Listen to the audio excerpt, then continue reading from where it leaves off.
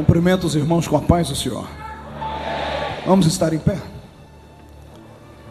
Os que trouxeram a Bíblia, abram-na comigo na epístola de Paulo a Tito, capítulo de número 2 e o versículo de número 11. Epístola de São Paulo a Tito, capítulo 2 e o versículo 11. Quem encontrou, diga amém. Quem não encontrou, diga misericórdia. Eu espero você achar. Esses livros pequenos da Bíblia são desse jeito, são difíceis de achar.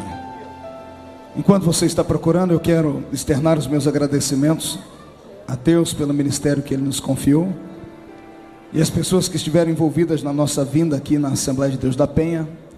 Pastor Silas, que se tornou um grande amigo, um grande homem de Deus, um príncipe dessa geração, e aos demais pastores que, por certo, devem ter passado num crivo, né, para poder estar aqui. Fiquei feliz em conhecer pessoalmente o pastor Santos, o pastor Vicente e o pastor Odilton. Tito 2 e 11. Porque a graça de Deus se há manifestado, trazendo salvação a todos os homens. Amém? Vou ler de novo. Porque a graça de Deus se há manifestado, trazendo salvação a todos os homens. Fecha a Bíblia, coloque no banco, coloque na cadeira. Pega na mão de um crente bem pentecostal aí do seu lado.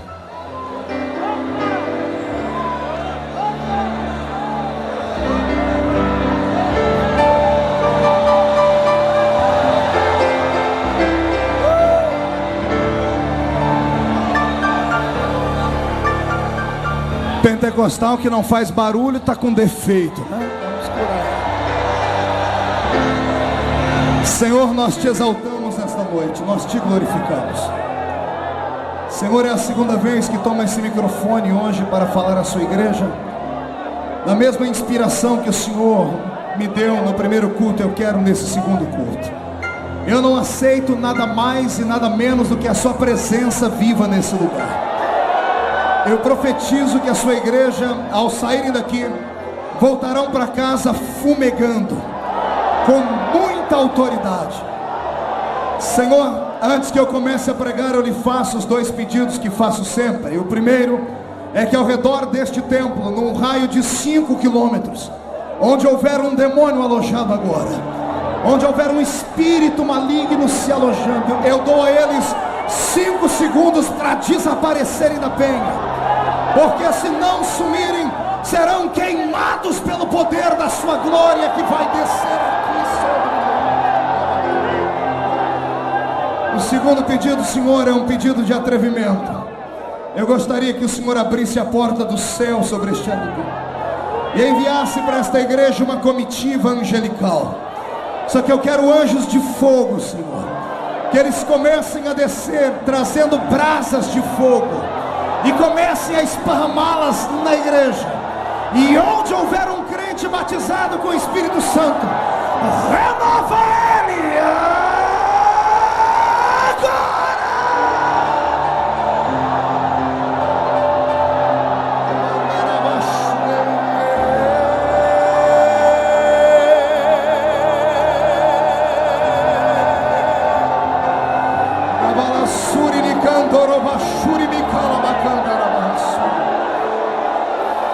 Fica conosco, Pai. É o que eu te peço em nome de Jesus Cristo.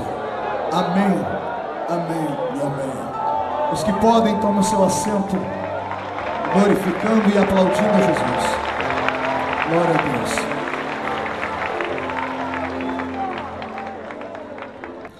Queridos, eu peço a sua atenção por alguns momentos. Epístola de São Paulo a Tito, capítulo de número 2, versículo 11. Um dos versículos mais lindos da Bíblia Sagrada, um dos versículos que eu chamo de texto áureo da salvação da humanidade. Aqui nós temos uma revelação de Deus, uma palavra dita por Paulo, por alguém que sabia o que estava falando, que nunca trocava os pés pelas mãos e vice-versa. Tinha tanto conhecimento quanto graça. Tinha tanta autoridade que teve vezes que ele apontou o dedo indicador no rosto de Pedro e chamou a atenção dele acerca das doutrinas do cristianismo, querendo ele desfazer, ou melhor, separar o judaísmo do cristianismo. Todas as vezes na minha tenra infância, quando eu via um pregador falar sobre este texto, isso me empolgava. Tem um pregador na minha cidade chamado Olaide Gomes, é um presbítero da nossa igreja, bem velhinho hoje, não sabe ler direito, não sabe escrever direito, mas um homem de uma comunhão com Deus ímpar. E sempre que no culto ao ar livre ele pegava o microfone e com aquela voz meia rouca dele, ele recitava esse versículo, fazia tremer os corações da gente. E quando garoto eu disse: Deus, um dia eu queria ler como ele lê esse versículo.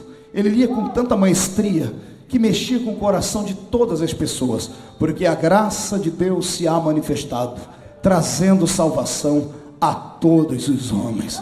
Que versículo lindo, que palavra poderosa. E o tempo foi passando e o Senhor me deu a graça e a oportunidade de pregar o seu evangelho desde muito criança. Desde os 14 anos eu ministro. A bem da verdade que não falava com 14 com o conhecimento que tenho hoje aos 33, mas desde os 14 anos a minha recordação da minha infância ou é com um microfone como esse na mão, ou um megafone, ou gritando na rua parecendo um louco. Por isso a voz ficou grossa e encorpou, né? Quem conhece o pastor Marcos só pela voz pensa que eu sou um homem de 2 metros de altura. Aí quando olha para mim vê que Jesus eu vou conversar com Jesus quando chegar no céu, pode ficar tranquilo. Me disseram que se tamanho fosse dinheiro eu servia só para troco. Olha que tristeza. Eu não sei por que falam isso, mas um dia desse orando, eu não sei se foi revelação ou se foi uma reveladura, mas que veio ao meu coração e eu fiquei muito feliz. Eu tenho dito por todo lugar isso: o céu ama os baixinhos, irmãos. Tem algum baixinho aí que ficou feliz de ouvir isso? Agora pergunta: por que, pastor? Não ouvi direito. Porque na hora de derramar unção e glória, os anjos preferem os baixinhos, porque enche mais rápido. Derramou, já transborda. Ô pastor, mas e eu que sou grandinho? Calma, nem que o anjo tem que dar 3 viagens hoje. Você sai daqui transbordando na graça. Amém. Pois bem, vamos lá. Quando eu comecei a conhecer esta epístola e comecei a questionar: Deus, como é que um livro pode ter apenas 2 páginas ou 3 capítulos? Como é que um livro pode ser tão pequeno, inserido aqui nesse contexto sagrado? Eu falei: Senhor, como pode uma carta ser chamada de livro? Que poder, que valor tem esta epístola? Quando o Senhor começou a me dar as revelações, eu confesso a vocês, eu fiquei de queixo caído e tive que dar glória a Deus durante um bom tempo. Não há nada escrito na Bíblia Sagrada que não tenha a inspiração do Deus eterno.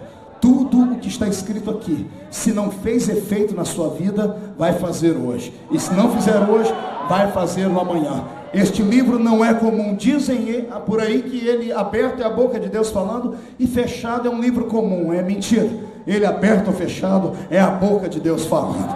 Esse livro aqui, ele é uma arma, calibre 66 de 2 canos. Velho e Novo Testamento, 66, são 66 livros que cospem sangue e fogo. Sangue para perdão de pecados e fogo para inundar a sua alma da incandescência na glória do Senhor. Quem aceita e acredita nisso, jogue a mão para cima e mais um grito de glória. Pronto, estou começando a me empolgar. Tito 2:11, eu quero falar hoje para vocês sobre o escândalo da graça. Diga para o seu irmão, faça biquinho para falar e diga para ele: o escândalo da graça. Pastor Marco, mas a graça é um escândalo? Se é, você vai ficar ruborizado hoje aqui. Você vai descobrir por que é que você está aqui no nosso meio. O que vai ter gente que vai ficar triste, mas depois vai se alegrar. Porque tem gente que acha que ele foi salvo porque ele é bonito. É verdade. Ainda bem que ninguém é salvo pela beleza que tem. Senão eu e a maioria dos que estamos aqui no púlpito, com exceção do pastor Santos, é claro, a gente era sempre o último da fila, não é? Ninguém é salvo por aquilo que tem aqui por fora, mas pelo desejo que tem aqui por dentro. Eu tenho 2 palavras para lhe dar. Primeiro eu quero lhe dar uma revelação. Diga para o seu irmão: você crê em revelação? Diga então, aperte o cinto para não cair. Uma vez lendo este texto, eu fiquei perplexo, porque o capítulo 2, o versículo 11, parece ter um erro de português, pelo menos na minha tradução. Está escrito: porque a graça de Deus se há... Que a graça de Deus se há... Olha aí, teve gente que falou manifestada, porque eu já li assim muitas vezes, mas não está escrito manifestada, está escrita manifestado no masculino. Aqui entra a minha crise, porque eu conheço um pouquinho da língua portuguesa, um pouquinho do vernáculo, e já estudei um pouco de semântica. Toda palavra feminina é acompanhada por um substantivo feminino. Ninguém diz que a mulher é feio, ninguém diz que o homem é bonita. Nós dizemos e usamos o termo certo, empregado na palavra certa. Uma palavra feminina acompanhada de um substantivo feminino. Aqui deveria estar escrito, porque a graça de Deus se há manifestada. Mas está escrito que a graça de Deus se há manifestado. Eu pensei que havia um erro de português. Liguei para um amigo meu em Brasília, que faz parte da Academia Brasileira de Letras Evangélicas. E eu disse: pastor, encontrei um problema aqui. Ele disse: Marco, de fato, eu nunca havia parado para pensar nisso. Me dê 3 horas que eu já ligo para você te explicando. Passou 3 dias e ele não me ligou. No 4º dia ele me ligou e disse: Marco, você achou uma pérola. Evangelista é curioso, você encontrou uma coisa diferente. Ele foi, falei, e eu naquela cidade, e o que é que eu encontrei? Foi, eu não sei. Eu falei, como é que o senhor sabe que é diferente? Ele falou, não, porque de fato, a palavra graça eu fui estudar. Ele disse, na raiz da palavra, ela pode estar muito bem servida como a palavra feminina, como a palavra masculina. Se estivesse escrito aqui que a graça de Deus foi manifestada, estaria certo também. Eu falei, tá, mas então por que o tradutor, quando traduziu, em vez de colocar graça manifestada, que era o mais certo aos nossos ouvidos, colocou graça manifestado? Ele falou para mim, vai falar com o autor da Bíblia, só ele, para te responder o porquê disso aí. Você acredita que quando a gente pede, Deus fala? Quem acredita nisso ainda? E não é que eu fui orar e falei com Deus algumas horas, e o que Deus me respondeu, digo para o seu irmão, agora desaperta o cinto. O que Deus me respondeu me fez pular igual milho de pipoca em panela quente dentro da minha casa de madrugada, irmãos. É forte. O Senhor disse para mim, filho, quem traduziu a primeira Bíblia para a língua portuguesa não foi um pastor cheio do Espírito Santo, foi um sacerdote romano, você sabe disso, está escrito aí na sua Bíblia, Padre João Ferreira de Almeida. E o Senhor disse para mim, filho, na hora de traduzir, a língua portuguesa é muito grande, todos aqui que estudam sabem disso, existem pelo menos 2.600.000 verbetes da língua portuguesa, contra 600.000 da língua inglesa e pouquinha coisa mais da língua do grego. Então, para cada palavra apresentada, existem 10, 12 palavras que são semelhantes. Então, na hora da tradução, ele poderia ter colocado 1 milhão de coisas aqui, inclusive graça manifestada. Eu falei, Senhor, e por que ele não colocou graça manifestada? O Senhor disse, porque eu não dou a minha glória para ninguém, e não sou Deus de confusão, e não deixo brecha para Satanás pegar um dedinho sequer na minha palavra. Falei, pai, não estou entendendo. O Senhor disse, filho, ora só, imagine um sacerdote romano traduzindo a palavra e ainda escrevendo que a graça foi manifestada. Todos eles lá do clero poderiam bater no peito, está vendo? É por isso que nós amamos Maria, porque a graça poderia ter sido manifestada no feminino, em Maria. A graça poderia ter sido manifestada em Fátima, poderia ter sido manifestada na Santa Biroqueta do Norte. Até os macumbeiros poderiam dizer, a graça foi manifestada em Iemanjá. Mas como Deus não reparte a sua glória com ninguém, diz, a graça foi manifestada no masculino, pelo meu Filho amado e unigênito, Jesus Cristo de Nazaré. Quem serve a este Cristo aí, deixa ele te... Entendeu? A graça foi manifestada no masculino e ponto final. Pastor Marco, vou caçar briga com os humanistas agora. Vou caçar briga com aqueles que estudam demais da conta e dizem assim, olha, Deus não tem sexo, e é claro que não. A minha Bíblia diz que ele é um ser assexuado, mas a Bíblia não chama ele de mãe, a Bíblia chama ele de pai. E quando tem um filho, não chama de filha, chama de filho. O meu Jesus, eu não sei o seu pode ser aquele do Mel Gibson, que parece até um pouquinho afeminado, não é? O seu pode ser aquele que passou ontem na Rede Globo, coitadinho, você olha para ele, dá vontade de dar um beijinho no rosto dele, com a pele parecendo um bumbumzinho de nenê, tão bem tratado, né? O seu pode ser aquele, o meu Cristo é macho, e eu provo pela Bíblia que ele é macho. Eu provo pela Bíblia que o meu Deus é macho. A minha Bíblia diz que todo menino de 8 dias nascido entre os judeus macho tinha que ser apresentado no templo. Maria estava com as entranhas dela ainda toda aberta, dilacerada. No 8º dia estava ela dentro do templo, olhando para o sacerdote, dizendo, olha, eu vim apresentar o machinho que Deus me deu aqui. Esse aqui é macho. Ananias levantou ele para o céu e disse: Senhor, está aqui nascido dentre os homens um que é macho. Então meu Cristo é macho. Entendeu por que ele era corajoso? Entendeu por que ele não era frouxo e nem calça curta, como muita gente pensa? O meu Cristo é um Cristo de poder, e eu não nego a fé que eu tenho nele, e por isso eu estou pregando aqui sobre a vida e sobre a autoridade da graça que ele liberou. Você já foi alcançado por ela? Mais um grito de glória a Deus então, para eu voltar a história. Mas tem mais aqui para você. Tito 2:11. Algumas pessoas devem estar decepcionadas, falar: poxa, eu saí de tão longe, esperei o segundo culto para ouvir o pastor pegar um texto evangelístico. Eu que vim aqui porque eu queria entrar no reteté de Jesus. A turma que me acompanha no Rio de Janeiro é tudo maluco. O mais bonzinho pula com o pessoal e sobe para o monte 3 vezes por semana. É uma benção. Se chacoalhar de cabeça para baixo, não cai 10 centavos do bolso deles. Mas se abrir a alma deles, vai encontrar o Espírito Santo alojado lá dentro, em forma de uma casa de fogo. É isso. Vamos ele para cá. Mas deixa eu lhe dar uma palavra linda.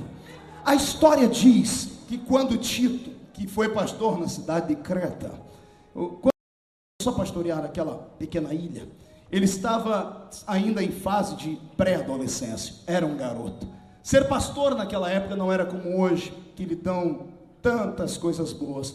Ser pastor naquela época não lhe dava direito a ter um carro, a uma casa, não lhe dava direito a ter bens. A igreja era uma igreja menina, estava começando a crescer.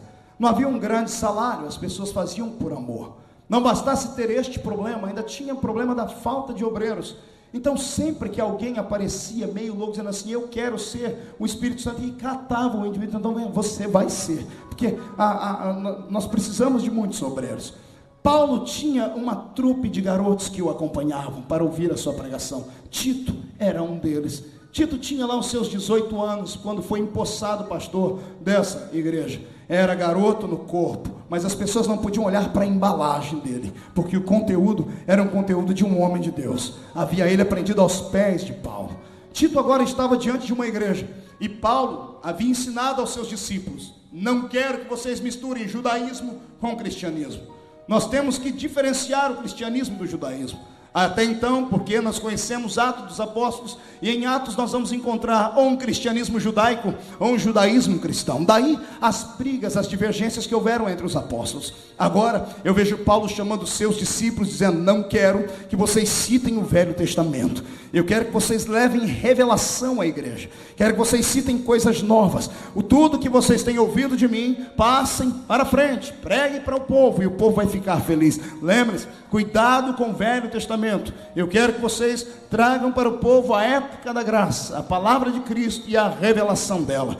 Imagine você viver numa época onde você não tinha a Bíblia sequer escrita para estudar. O Velho Testamento Paulo havia deixado de lado, não queria que ninguém estudasse. Paulo queria agora filosofar, e ele criou a filosofia cristã. Foi graças a Paulo que nós temos hoje uma igreja estabelecida, as doutrinas e coisas assim. Paulo está agora dizendo aos seus discípulos: preguem um evangelho por revelação. Não havia palavras escritas. Eu imagino como é que o pregador ia para o culto naquela época. Se hoje, com a Bíblia na mão, tem vezes que a Bíblia está gigante, a gente não acha nada o que falar. Tem vezes que nós não temos uma inspiração para pregar. Imagine você chegar numa igreja, aquela multidão de 10, 15 pessoas para lhe ouvir, e você de joelho falando: papai do céu, eu preciso de uma mensagem hoje. E o papai do céu tem que abrir um fax do céu e descer uma mensagem instantânea na cabeça do pregador. Coisas que ele nunca havia lido, coisas que o Senhor havia lhe revelado, ou que lhe havia feito lembrar da boca do apóstolo Paulo. A história diz que o que aconteceu, o incidente que gerou esta carta, foi exatamente num culto de ceia, o culto mais alegre e fervoroso da igreja. Eu não sei se você concorda comigo, mas o culto de ceia é aquele culto, irmãos, que a gente tem gosto e prazer de vir. A gente vem caído, rasgado, com flechas, a gente vem machucado, dilacerado, com a ferida aberta, vem se arrastando. Quando senta no banco, a gente olha para Satanás, dá uma risadinha de canto de boca e diz assim: você não conseguiu me vencer. Mais 30 dias, machucado, mas de pé, caído, mas já vou ser erguido aqui. Oh glória! No culto de ceia, irmão, se o diabo entrar e esquecer que é diabo, até ele acaba dando glória ao nome de Jesus Cristo. Eu tenho esse pensamento comigo. Agora olhe para cá, lá está Tito agora dentro da igreja, ministrando por revelação. Ministrando como? Por?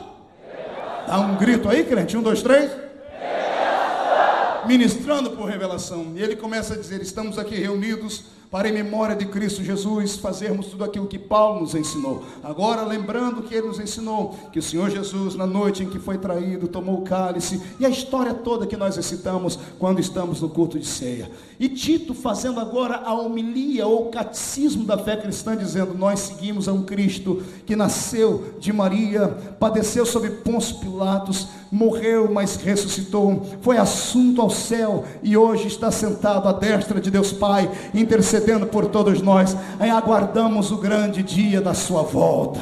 Só de ouvir isso, você já vai ao delírio e à loucura. Imagina um pregador daquela época dizer: eu ouvi dizer que ele saiu da sepultura vivo. O seu rosto quebrantado saiu de dentro da sepultura como o rosto de um leão da tribo de Judá. Eu imagino ele florindo o sermão, como todo pregador faz. E pregador, irmãos, ele se empolga com o grito do povo. O povo grita de lá, o pregador não para mais. Começa a falar, ele vai falando de cá. E ele falando, e a igreja nova, não havia pecado escondido, essas coisas, mas a igreja santificada, o emocional da igreja indo a mil, o povo lembrando que Jesus morreu, mas que ressuscitou daqui a pouco. Diz a história que Tito libera uma palavra do Velho Testamento. Ele não podia falar, mas acabou falando. Estamos aqui reunidos em torno do nome de Jesus, que nasceu de Maria, padeceu sob Pôncio Pilatos, morreu, mas foi ressuscitado, mas que antes do dia ser dia, ele já era, e tudo que foi feito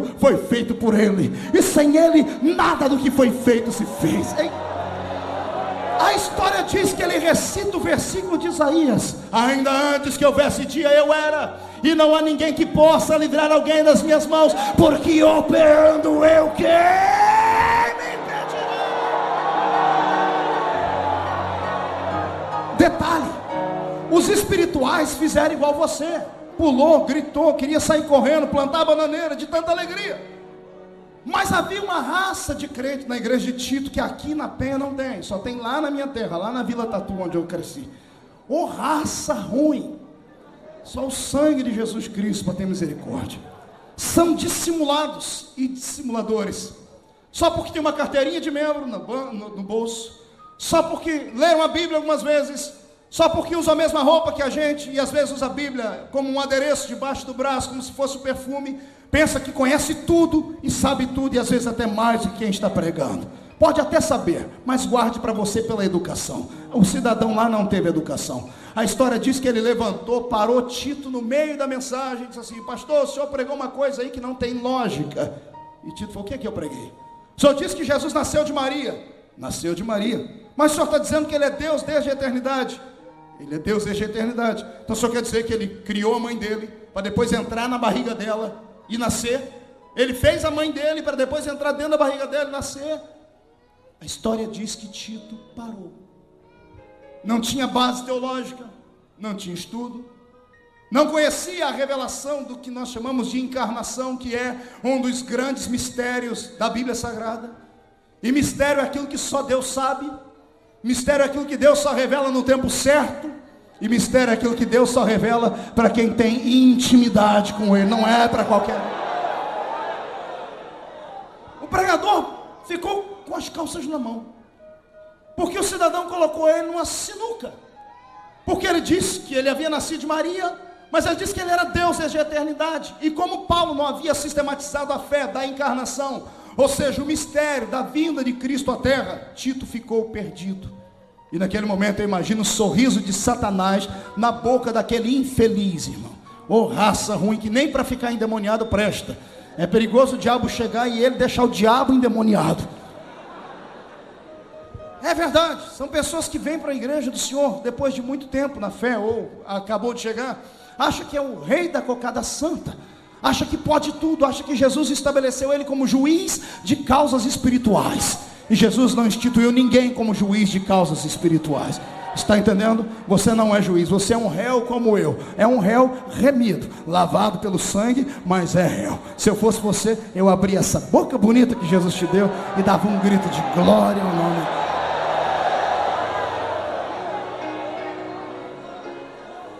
Termina o culto. Tito vai para casa vencido. Imagine, não tem nada pior para um pregador do que ele ser vencido na noite. Irmãos, às vezes é melhor morrer do que você pregar e não atingir aquilo que você espera atingir, do que você ter um objetivo e o objetivo não ser concluído. Na porta da igreja, a igreja sempre tem os seus dois grupos, né? A metade da gigante igreja de 15 membros, 7 crentes e meio, 7 crentes adultos e uma criancinha do lado. Pastor Tito, liga não, aquele cidadão é endemoniado mesmo. O outro grupo mais intelectual diz: pastor, eu só congrego na sua igreja se o senhor souber o que o senhor está pregando. O senhor está pregando, o senhor nem sabe o que o senhor está falando. O senhor falou uma coisa aí, o cidadão interpelou o senhor não soube sair dessa. Tito foi para casa. Eu imagino como é que ele voltou para casa aquele dia. Eu já voltei assim algumas vezes para casa, com um fel na garganta e uma dor aqui na boca do estômago, que se eu pudesse achar um buraco eu pulava lá dentro, irmãos. Deus às vezes permite isso na vida do pregador, para ele ver que não é ele que faz, é o Senhor quem faz na vida dele, né? Tito, a sopa não desce, a água não vai, o vinho desceu quadrado na garganta dele aquele dia. Ele vai dormir, dobra o joelho e pede auxílio àquele que é o professor dos professores. Espírito Santo, help me, sir. Me ajude. Estou perdido. Não estou aprovado. Não presto para ser pastor.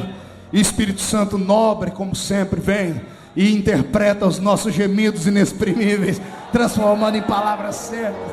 Dizendo a ele: ei, filho, calma. Você é como uma criança, está gatinhando. Caiu uma vez, vamos ficar de pé. Mas como é que eu falo? Você não tem que falar nada. Eu ensinei Paulo, escreve para ele que Paulo vai te explicar o mistério da encarnação. Tito manda uma carta. Eu não sei quem levou a carta para Paulo, mas a história diz quem trouxe a carta para Tito. Quando a carta chega na mão do apóstolo, eu imagino Paulo abrindo a carta, quando lendo, dizendo assim: Paulo, socorro, estou perdendo a igreja porque preguei uma coisa que eu não sei. Eu falei que Jesus nasceu de Maria, mas Ele é Deus desde a eternidade. Eu imagino Paulo batendo naquela cabeça imensa e careca. Tum.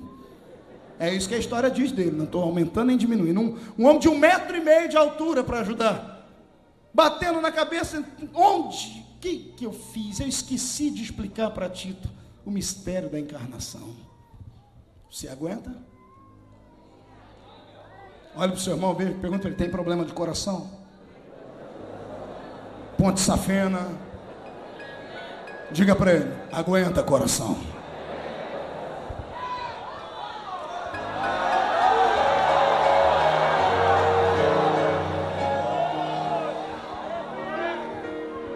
O mistério da encarnação é algo que nós aceitamos por fé, e só por fé. Não há uma explicação lógica, plausível, matemática, química, física que explique um ser divino vir morar dentro de um ser humano, sem o apoio de um outro ser humano, e ser gerado com duas naturezas. A ciência já tentou fabricar alguns bebês desse jeito, mas não deram conta. Conseguiram fazer um bebezinho de proveito. Agora estão tentando clonar. Dizem que já estão clonando seres por aí. Agora fazer um bebê que tinha duas naturezas, essa Deus fez, guardou a fórmula só para ele. Só Deus fez.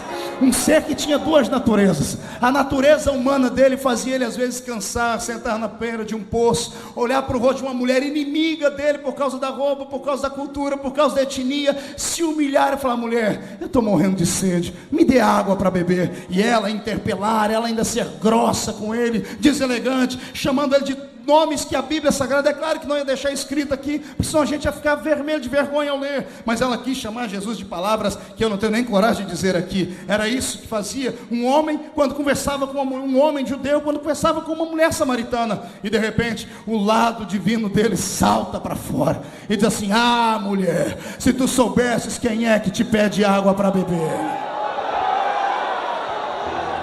A minha natureza humana pede água para beber porque eu estou com sede, mas a minha natureza divina manda eu falar assim para você: olha, eu tenho uma água que quem toma dela nunca mais torna a ter sede.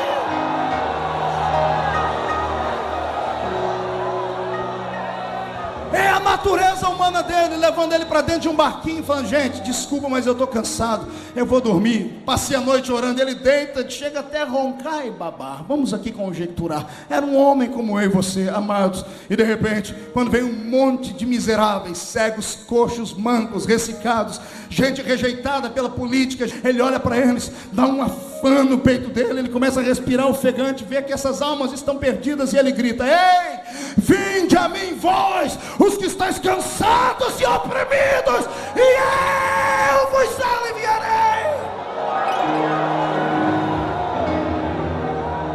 A ciência não fez e jamais fará alguém como ele. Para tentar chegar perto da compreensão, você tem que entender Tito 2:11. Porque quando Paulo escreve a carta e manda para Tito, quando Tito abre a carta, quem mandou a carta para Tito foi Apolo, grande pregador eloquente. Se Paulo era um grande pregador, eu imagino Apolo. Para Paulo liberar uma palavra de ânimo, ou melhor, para Paulo liberar uma palavra levantando uma pessoa, elogiando, é porque o cidadão era bom. Eu queria ver um sermão de Apolo. Apolo devia ser assim, uma mistura de Silas Malafaia com Benihim, com o pastor, não dá, o nome dele é difícil de falar aqui. É uma mistura de tudo isso aí junto, imagina só, era Apolo. Apolo chega, vai fazer uma campanha em Creta e diz: Tito, tem um presente para você. O que foi? Estive com o apóstolo e ele mandou essa carta para você. Tito corre para o quarto, tremendo, abre. Quando ele abre, está aqui, ó, a epístola. E ele começa lendo assim: Tito, não dê ouvido a esses homens carnais que tem na sua igreja, a esse povo que fica tentando te tirar do sério.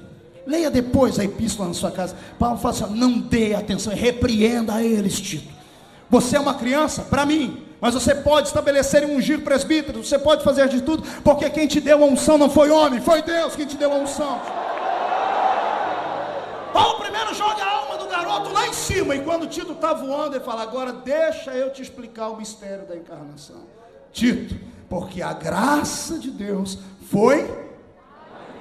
1, 2, 3, foi só isso.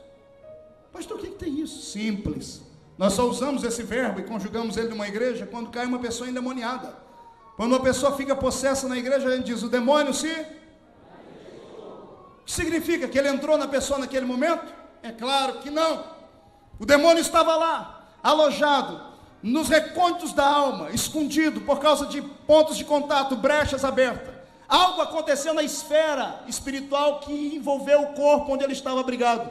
E de repente, ele se viu na necessidade de sair dali. Em protesto, ele começa a gritar, a rosnar, mas ele é obrigado a ir embora, porque alguma coisa aconteceu na esfera que fez ele desaparecer. Está entendendo? Não é que ele entrou naquele momento, ele já estava lá, ele apenas se... Paulo está dizendo: Tito, ele sempre existiu. A graça não é um sentimento, a graça não é uma coisa, a graça é uma pessoa, e a pessoa mais bela que o universo já conheceu. A graça é Jesus de Nazaré. Ele é a graça. Um favor imerecido, algo que não se dá para explicar com palavras, senão com teatros, com tentativas de homens para tentar colocar dentro da nossa cabeça o que foi que ele fez. É quase impossível dizer o que foi que ele fez. Por quê, pastor? É simples, você já se viu no espelho, você já viu a pessoa que está do seu lado. Se você fosse Deus, você salvaria ela? Fala para mim. Esse irmão já pisou no seu pé, já falou para você sair de perto dele, já mandou você parar de gritar. É verdade, irmão, estou falando sério. As pessoas que chamam a sua atenção, se você fosse Deus, você salvaria esse indivíduo aí? Pois bem, ainda bem que você não é Deus, ele é. Ele olhou para você e eu não sei o que ele viu em você, irmão. Não, vou falar de mim. Eu não sei o que ele viu em mim, amados. Hoje que eu estou um pouquinho melhor. Você já me conhecia antes de ter Jesus na vida. Eu olhava para o espelho, eu era tão feio que eu não sabia se eu estava de frente ou se eu estava de costa. Era uma coisa esquisita. Irmão, era o filho do cão com a pombagira misturado, sabe? Aí eu pertencia para ajudar um partido, que você também já pertenceu, partido da sigla PPP, Partido dos Pecadores Perdidos. E um dia andando pelas ruas da cidade, ninguém dava um voto por você, nem por mim, nem minha mãe acreditava em mim, nem o seu pai acreditava em você, não era, pertencíamos ao mesmo partido. Detalhe, só tínhamos uma coisa: no dia da votação de eleger ou não, nós fomos eleitos por apenas um voto Minerva, o voto do sangue dele. Ele olhou para você, foi com a tua cara e ponto final. Isso, graça é saber que Ele, na magnitude do seu poder, tendo milhares e milhares de anjos à sua disposição, um anjinho, só um anjinho menorzinho deles, um dia ele disse assim, ó, vai lá no reino da Síria e mata 185 mil soldados inimigos que estão oprimindo o meu povo. Um anjinho deles, está entendendo? O outro tem tanto poder que pegou Satanás pelo gogó e jogou ele para fora do céu. Anjos pequenininhos. E sabe o que ele acha mais lindo? Ao invés de ele dar atenção para esses seres bonitos, belos, para os querubins, que isso aqui tem uma imagem composta na Bíblia que a gente não consegue nem entender como é que eles são, de tão gloriosos que são, ao invés dele ficar olhando para eles, apaixonado por eles, todo dia ele debruça na janela do céu, olha para baixo, olha para você. Vou falar uma coisa que você vai amar agora. Olha, você acorda de manhã, nem o seu marido consegue ficar perto de você, irmão. Você tá, vai dar bom dia para uma flor sem escovar os dentes, a flor murcha. Só o sangue de Jesus. Estou falando sério. Irmão, você já viu como é que se acorda? Você, essa moça que está do seu lado, que parece a Barbie, sabe? Essa aí. Ela agora, perto de você, parece a Xuxa. Quando acorda, parece a bruxa, irmão. Vai lá ver o negócio esquisito que é. É remela no olho, é seborré no cabelo, é bafo na boca. Misericórdia. Ninguém aguenta você. Pois bem, você acorda daquele jeito. Jesus olha do céu, dá uma piscadinha para você e diz, eu sou apaixonado por você. Eu faço qualquer coisa por você. Eu te amo.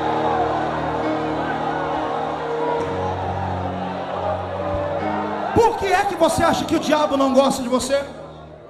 Porque você é crente? Porque você é bonitinho, prega? O diabo não gosta de você porque antes Deus só tinha olhos para ele. Porque ele era uma estrela de quinta grandeza no céu, era belo. Leia Ezequiel e você vai ver que o dia que ele nasceu, nasceu dentro dele a música. A música foi criada dentro do corpo de Lúcifer. Cada vez que ele andava, sons saíam de dentro dele. Ezequiel 22, 23 e 24, leia na sua casa depois. Deus só tinha olhos para ele, de repente ele falhou, ele faliu e caiu. Deus poderia ter elegido um outro anjo para ficar no lugar dele. Deus falou, não, vou fazer um outro ser agora, mais bonito, mais forte, mais poderoso. Ele saiu do céu e veio na terra, pegou barro e fez você, pôs você de pé, soprou em você o espírito dele. Detalhe, tirou de Lúcifer o dom que ele tinha, que era o dom de louvar e de adorar, e enfiou dentro da sua garganta para você abrir a boca e adorar.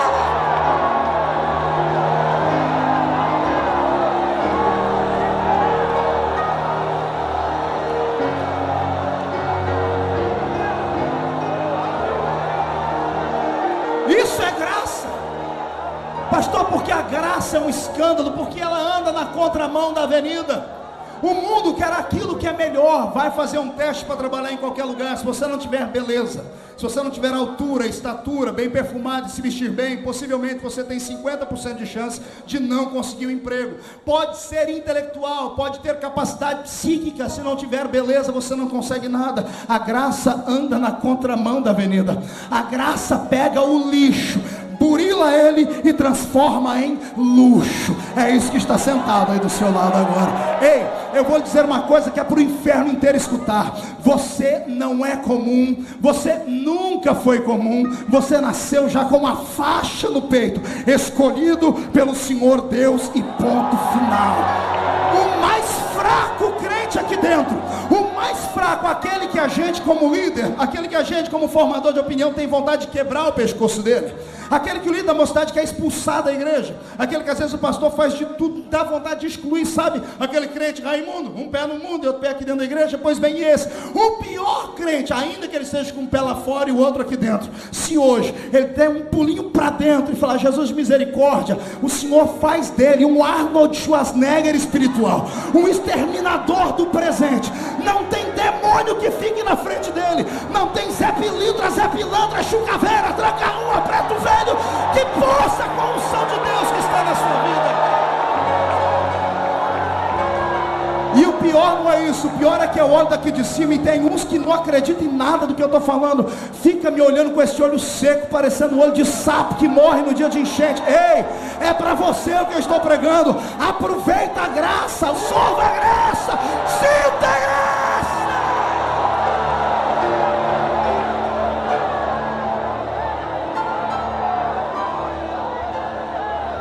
Ele já existia.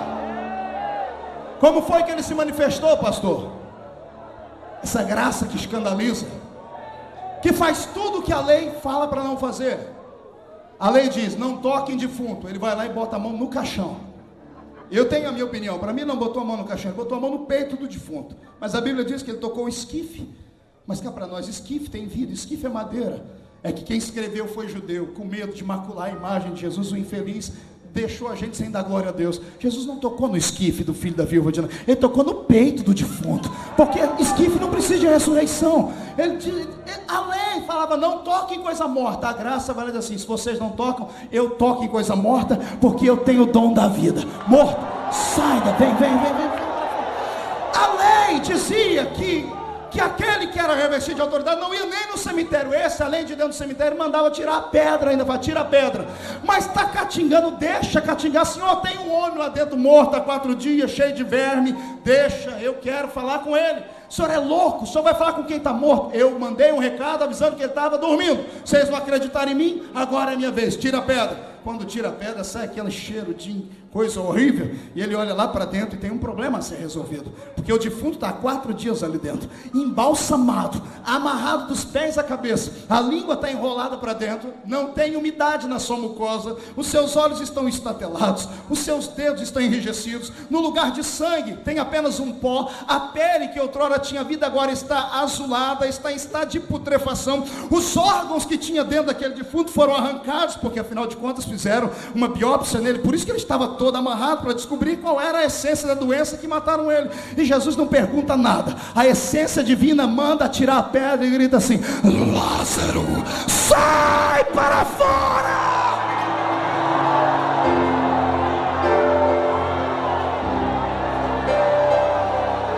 Ei, eu penso, pastor Santos, que nem Jesus pensou no que ele fez. Quando ele disse sai para fora, eu acho que ele achou que tinha enterrado o Lázaro de qualquer jeito, normal. Mas não, tinha enterrado o Lázaro amarrado. Primeiro, os ossos quebrados tiveram que voltar ao normal. A pele azulada teve que ficar amarelada. Os olhos tiveram que nascer de novo, as pupilas. A língua desenrolou. Começou a ter umidade. O sangue de coagulado começou a ficar líquido. Esquentou. Todos os líquidos químicos que estavam dentro dele para embalsamar vazaram do corpo dele. Os órgãos arrancados tiveram que ser nascidos de novo lá dentro. Tudo porque ele deu uma palavra. Quem manda é porque pode. E quem tem juízo, obedeça, por favor. Ele falou, é para sair para fora e ponto final. Agora vem a parte mais engraçada, pastor.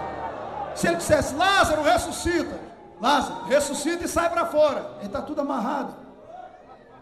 Tem a cena, uma cena bizarra e engraçada, trágica, cômica. Imagine um defunto saindo de dentro da tumba, pulando, igual canguru. Imagina, Lázaro, Jesus, que mico o senhor me fez passar? Não tinha outro jeito do senhor fazer, não. Sai pulando. A lei e a graça não batiam. Agora Paulo está dizendo, filho e Tito, a graça foi manifestada. Já existia. Como é que ela foi manifestada? Pergunta para o seu irmão, como foi? Olha para cá. Deus, o Velho Testamento todo, tentou o coração da humanidade. De Gênesis a Malaquias, da primeira à quinta dispensação, o Senhor tentou conquistar o coração da humanidade. E Deus fez o que havia de melhor. Ele veio da melhor maneira possível. Quando entramos em Isaías capítulo 6 e o versículo 8, quando nós lemos aquele texto que muitas pessoas usam para se pregar em cultos missionários, nós temos algo interessante. Ali não é Isaías que está dizendo, é Deus que está perguntando. Deus voou sobre a terra e não encontrou coração para pousar. Agora ele retorna para o céu, senta no trono e diz, e agora? A quem enviarei? E quem há de ir por nós? Não tem ninguém na terra, nem debaixo dela e nem em cima dela. A humanidade está perdida e falida, porque eu tentei de tudo e não conquistei. É nessa hora que ele, que já existia, a graça já estava lá. A direita do Pai levanta uma mão e bate no ombro dele, tranquilizando. Pai, sim filho, eis-me aqui. Envia-me a mim. Riquezas de detalhe. Eu imagino Deus dizendo, meu filho, eu já fui. Eu tirei o espírito da terra, eu preguei isso no primeiro sermão. Eu saí de lá, os homens nos expulsaram. Eu imagino Jesus dizendo assim: Pai, é porque quando o Senhor foi, o Senhor tentou da melhor maneira. Assim como uma pessoa quando vai pedir emprego, ela não vai mal arrumada e leva o melhor currículo. Assim como você quando foi conquistar a sua cara metade, usou um perfume diferente, uma roupa diferente. Todas as pessoas que vão se apresentar para conquistar alguém, elas se mostram com o melhor que tem. Deus fez isso.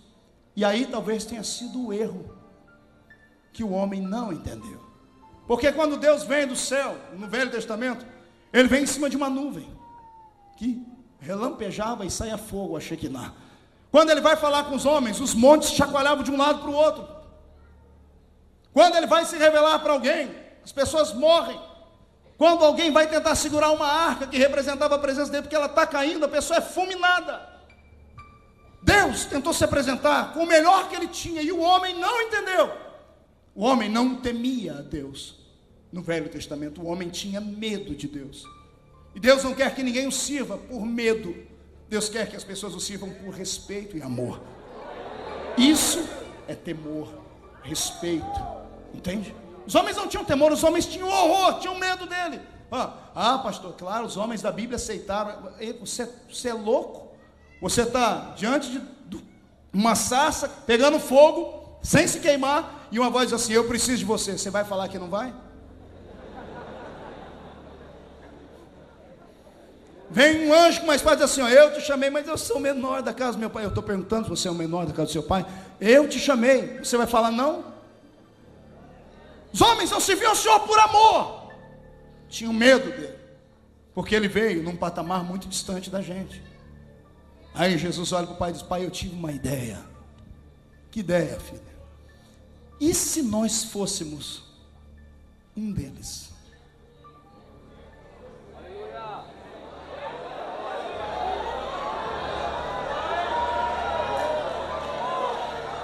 Como? E se eu abandonar a minha realeza celeste e descer lá para ser como eles são, de carne e osso? Eu imagino o diálogo, estou traçando um diálogo. Mas para que isso, filho? Pai, o senhor já sentiu frio? Calor? Dor? O senhor já sentiu traição? O senhor já sentiu a perda de alguém que morreu? O senhor sabe o que é solidão? Acordar durante a noite e não ter um amigo para recorrer? Você já passou fome? Eu imagino a divindade falando e dizendo: não, nós nunca passamos. Pai, talvez seja por isso que a gente não consiga convencê-los. Vamos ser um como eles são para entender o que eles passam. Aleluia. Isso me emociona. Isso para mim é o resumo da graça. É a parte que mais me deixa feliz nessa minha vida. Eu sou um homem completo e realizado. Tenho uma família linda, tenho 3 filhas que são a cara do pai, que vocês vão conhecer, são tremendas. Tenho uma esposa bela, tenho um ministério abençoado, novo, 53 países do mundo. Estamos num programa de TV também, em 2 canais do Brasil. Deus tem me abençoado, mas a minha maior alegria não é nada disso. A minha maior alegria é saber que todas as vezes que eu escorrego, que eu piso no tomate, todas as vezes que eu bato com a cara no muro, todas as vezes que eu faço alguma coisa que não devia fazer antes que eu morra, porque o salário do pecado é a morte. Antes que eu seja fulminado e o diabo trague a minha alma, lá no céu levanta uma mão furada.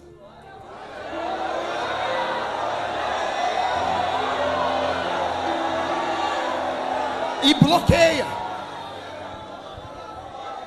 Por que você acha que Deus não te matou ainda, irmão?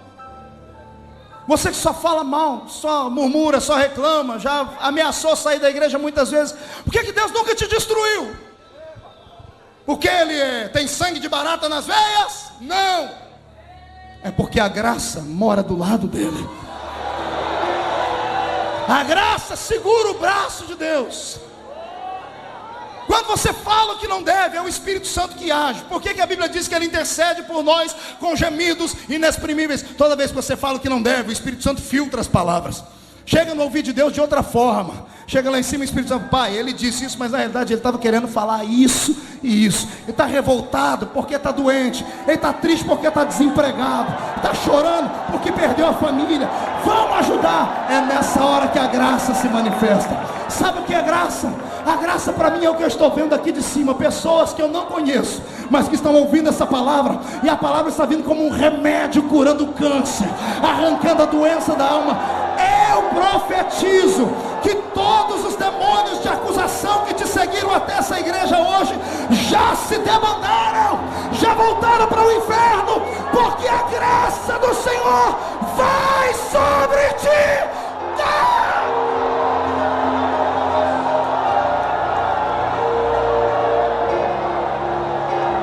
Isso é graça.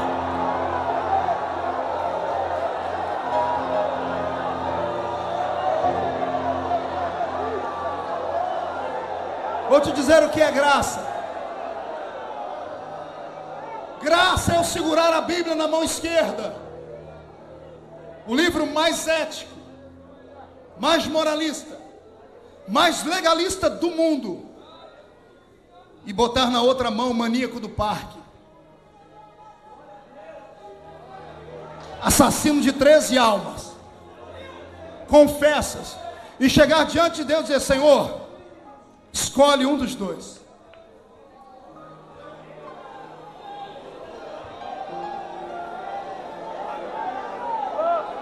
Deus olhar para a Bíblia, que é um livro santo, a lei dele, a palavra dele está aqui, e olhar para a alma que vai para o inferno. Ele diz assim: a lei não foi feita, melhor, o homem não foi feito por causa da lei, a lei foi feita por causa do homem. Entre a palavra e o homem vale mais.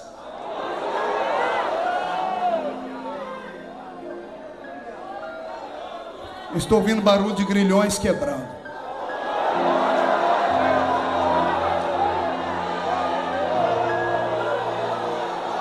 Não sei qual foi a ameaça que Satanás mandou para a sua vida. Eu sei que hoje esse infeliz do cão vai ter que beijar a lona, porque o poder do sangue de Jesus ainda tem efeito. Não há nenhum super-homem, não há nenhuma mulher maravilha aqui dentro. Também não há ninguém que possa bater no peito e dizer assim: eu sou o pior entre os homens. A graça me deixa dizer para você assim: não tem nada que você faça para Deus te amar mais do que Ele te ama. Também não tem nada que você faça para Deus te amar menos do que Ele te ama. Deus não te ama por aquilo que você faz, Deus não te ama por você coisas. Se fosse assim, eu estaria perdido, e a maioria da raça humana também. Deus não te ama por você ser forte, ser robusto, ser grande, ser importante. Deus te ama porque do lado direito dele tem alguém que fez tudo que você não daria conta de fazer. E toda vez que o martelo da justiça levanta para te condenar à morte, a mão furada segura o martelo e o advogado entra na história.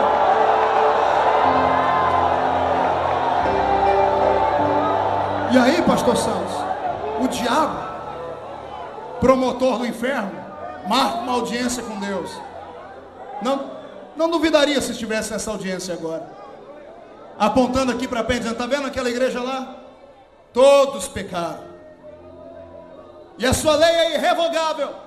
A alma que pecar esta, o salário do pecado é a morte. Ele, que é pai da mentira, pela primeira vez na vida não mente, e diz assim: eu não quero muita coisa, eu só quero que o Senhor cumpra a sua palavra.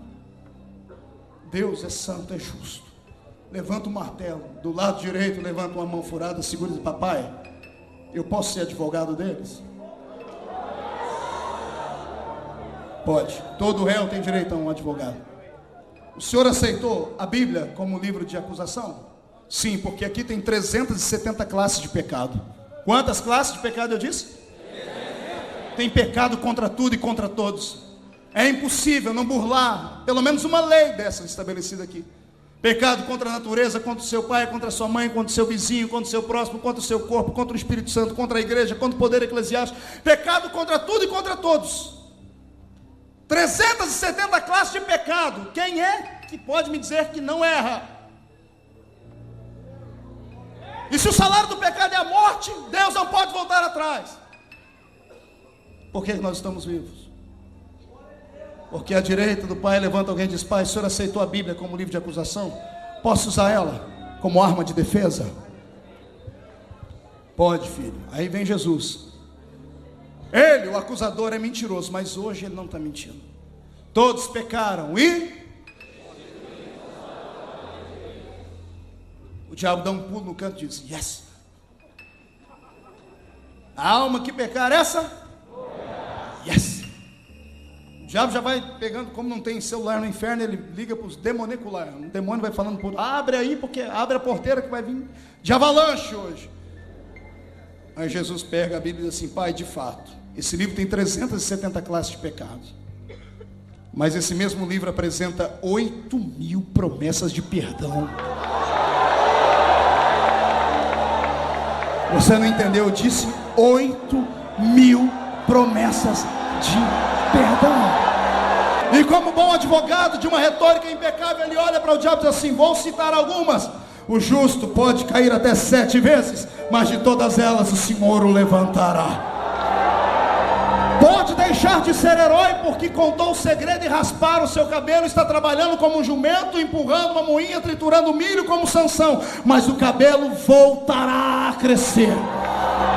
Ele cai, mas não permanece caído. E só para acabar logo a conversa, Romanos 8:1: nenhuma condenação há para os que estão em Cristo Jesus, nosso Senhor.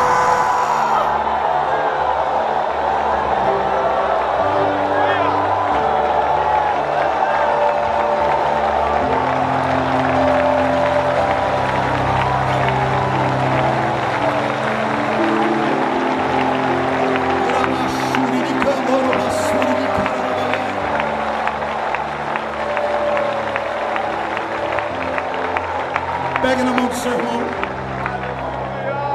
A graça foi manifestada. Apocalipse 5. Tem um homem dentro do céu, fazendo algo que ninguém faria se chegasse lá, chorando. Alguém chorar no céu? Se a minha Bíblia tem uma palavra dizendo que dos nossos olhos todas as lágrimas serão enxutas. Mas tem um homem chorando no Apocalipse 5. Porque ele entrou numa sala, viu os 24 anciões, viu seres, viu coisas inefáveis, e viu ao lado de um grande trono um livro fechado por dentro e por fora. E que livro era esse? Não era apenas livro de coisas futuras, de acontecimentos de destruição. Porque o Apocalipse, o Senhor disse a João, coisas que foram, que são e ainda hão de acontecer. Apocalipse 5 fala do livro da redenção da humanidade, fechado por dentro e por fora. Ninguém podia olhar o livro, abrir o livro, nem desatar os seus selos. E João explica: é por isso que eu chorava lá dentro do céu. Enquanto ele está chorando, com razão, porque se o livro não fosse aberto, não teria igreja. Se o livro não fosse aberto, não teria línguas estranhas. Se o livro não fosse aberto, você não poderia sair daqui com a sua alma limpa para voar. Se o livro não fosse aberto, você ainda era escravo de Satanás. E João chorava muito, mas enquanto ele chora, a minha Bíblia diz que um ancião de dias se aproxima dele e diz assim: João, não chores. Como não chorar? O livro está fechado. João, não chores. O senhor não ouviu alguém gritar aí que ninguém na terra, nem em cima dela, nem debaixo dela foi encontrado digno nem de olhar? Vão de lá de abrir o livro. João, não chores. Já encontramos alguém, não na terra, mas aqui em cima no céu. E quem é ele? João, é aquele cidadão lá.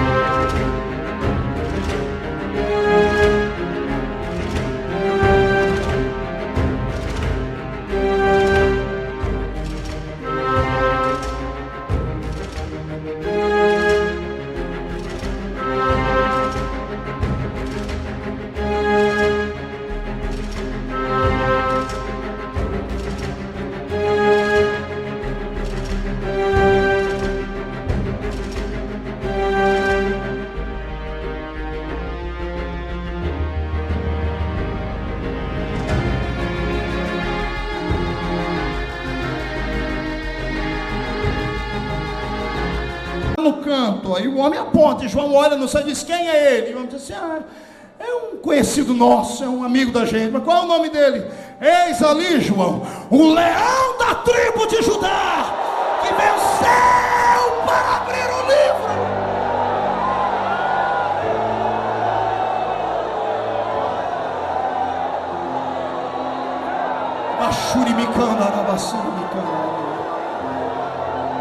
Feche seus olhos, deixa-me orar por você agora.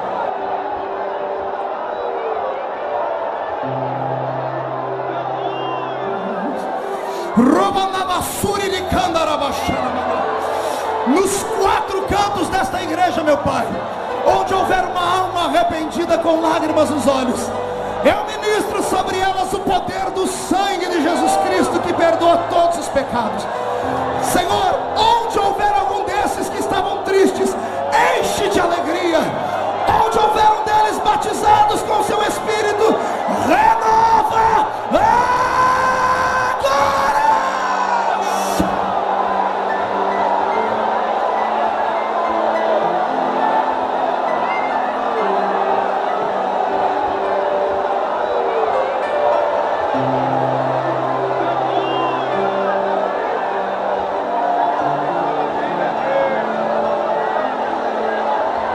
Solte a mão do seu irmão, levante a mão direita para cima. Como profeta de Deus, eu profetizo nessa noite que a graça vive e ainda é eficaz, e que o poder desta graça que perdoa, que salva, está sobre a sua vida, e ninguém pode tirar isso de você, ninguém. Quando voltar para sua casa, nenhum demônio inteligente ficará na sua frente. Os que te encararem serão demônios suicidas, vão te encarar para morrer. Diga comigo, em nome de Jesus, todos os acusadores, para a palma da minha mão agora. Feche a sua mão, pela fé. Eu conto até 3, você joga no chão e pisa em cima. Cuidado com a galeria, que eu não sei se ela aguenta. 1.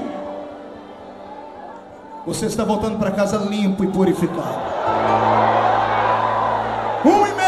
A sua família sofrerá uma mudança radical a partir de amanhã. 2. A sua igreja viverá o melhor momento da graça já vista na terra. 2,5. Satanás é um derrotado. 3. Joga no chão, piso em cima.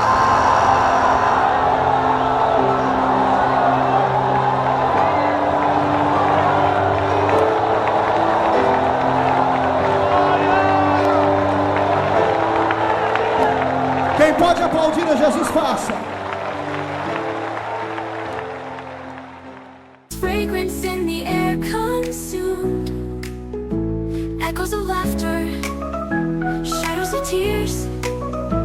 In the garden of forgotten flowers, I count the years.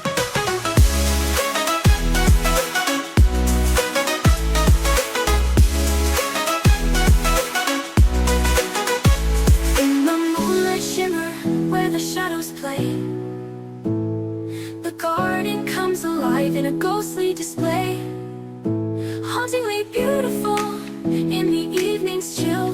The garden of forgotten flowers holds my heart still.